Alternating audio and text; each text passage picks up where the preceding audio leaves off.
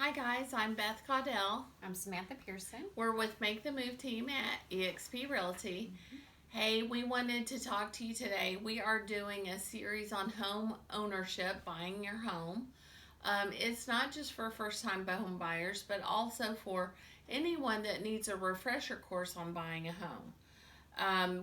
This is step 2 of an 8-part series. So if you haven't seen one, go back and look at that and check out all the way to number 8. Today is all about hiring your agent. Mm-hmm. So, what is it? What are the 7 roles? We have 7 roles for an agent and why you need an agent representing you. Number 1, they're going to educate you about the market, tell you what your home should sell for or what it should buy for, is going on in the market, what has happened down the road, what the interest rates are now. Mm-hmm. Why is it important to move right this second or not? Should I wait? Should I go? Like, what should I do? Set realistic expectations. Yeah, there you go. Analyze. They'll also analyze your wants and needs. What is it that you want? What's absolutely necessary? So is that just something you want, or is that something you really need?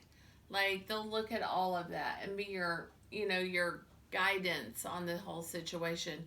And they should do it in an unemotional way. Like, you be emotional because this is exciting, right? This is the time you're buying this house that you really want. So they need to be a voice of reason. If they get too emotional on you, that might not be the right match. No, I definitely don't think. not. A good agent will listen to what your needs and wants are and then help find homes that best meet that criteria. Right, exactly. Yeah.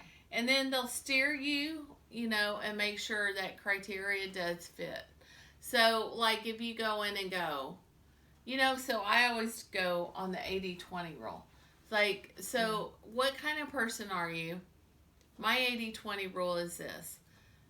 80% of the people cannot see beyond paint and carpet. This is my Beth Caudell estimation of home buying. Came up with this little formula a long time ago. But 80% of the people can't see beyond paint and carpet.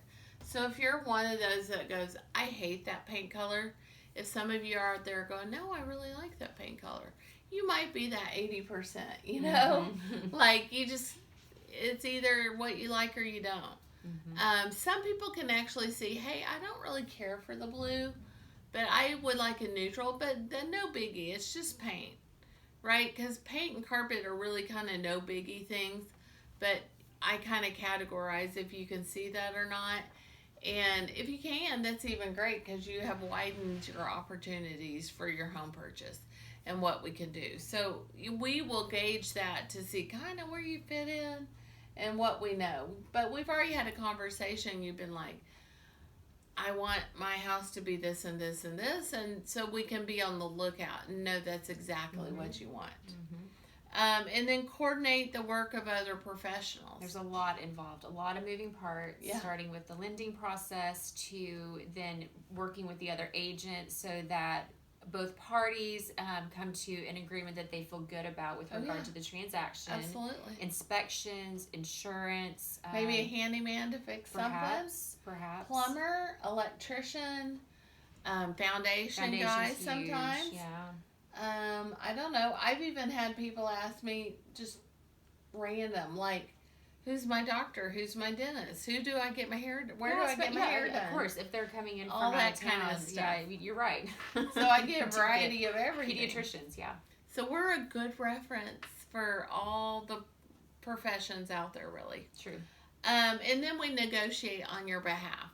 So we're going to look at the comps, see how the market presents itself, and gauge based on, like, your pulse. Like, if you're saying, okay, this house is $200, I only want to pay $190, then we're going to try to figure out, like, the right place to be. And maybe it really only appraises or, like, comps at $190. So we're going to get all those facts together and present that in the best way to negotiate in your benefit, if that makes sense. The next is we review paperwork, meet deadlines.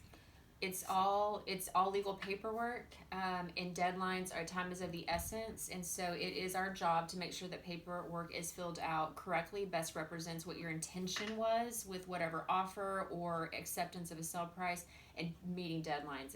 That makes or breaks a deal. So in your contract, once we do write a contract, there are all kinds of deadlines we have to meet. So we're going to be diligent to be timely and dot all the I's and cross all the T's for you, and make sure that you don't have any trouble through this process getting to closing.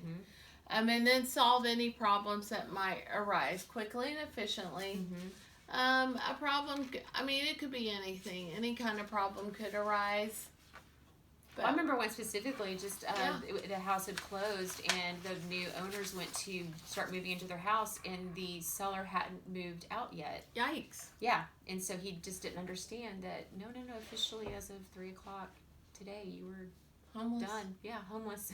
Get out. So anyway, agents got involved. It worked out just fine. It was just a misunderstanding. But yeah, stuff like that, just, handled it quickly. There are a few things that people have that can, you might feel like help you. Like having if a buyer has a residential buyer's representation agreement, that's going to help you because it's basically their contract to work for you. It says, yes, I want you to work for me. So it's like a job. Here, I'm giving you this job. I want you to find this house for me. So you get a thing saying they're going to represent you.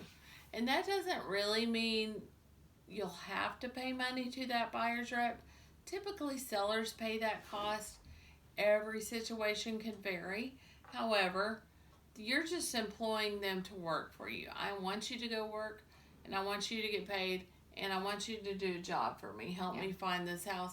Help me to negotiate the best price, really, that I pay, and that kind of thing. Well, and that contract then ethically binds them to best represent you. And not anybody else in the transaction, you. Yeah, so, like, a lot of times people, as I'm a seller's agent most of the time, and a lot of times people will say, well, I want you to represent me, because I think they think they're going to get to pay less money in the deal. But really, my job is to represent the seller in that situation. So you need to have representation on the buyer's agent side to represent you, because you want yourself taken care of. You do. As well as I'm taking care of the seller, if that makes sense. So that's how that works. And that person is committed to you. And what else about hiring an agent? Anything else you want to note? Well, it's just put yourself in any other industry. You find out you've got to have, a tumor removed, just because you think you can, tolerate the pain or cut through it or whatever. You want to have a professional, whatever it is. Somebody if you are not if you are not proficient in whatever transaction, whatever that is, then you need to have someone professional that knows what they're doing to guide you through it, so you have a successful outcome. There you go. Okay, thanks you guys. Have a great day.